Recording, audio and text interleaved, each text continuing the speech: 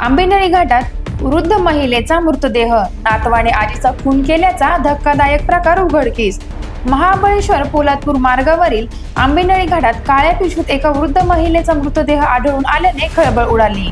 बावली टोक ते दाभिल टोक दरम्यानच्या खोल दरीत मृतदेह असल्याची माहिती मिळताच पोलादपूर पोलिसांनी प्रतापगड मदत पथकाशी संपर्क साधून तातडीने शोध मोहीम सुरू केली. सुमारे 1.5 तासाच्या शोध कार्यानंतर जवळपास 100 फूट खोल दरीत मृतदेह आढळला.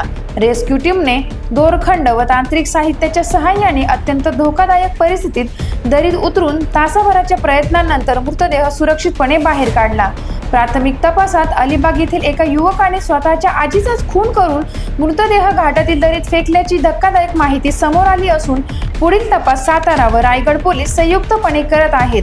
यात बचाव मोहिमेत सुनील भाटिया, अनिल केळगणे, जयवंत बिनावरे यांच्यासह अनेक जवानांनी परिश्रमपूर्वक सहाय्य केले. टाइम्स ऑफ महाराष्ट्रसाठी रायगड जिल्हा प्रतिनिधी दिनेश चाफळकर यांचा रिपोर्ट.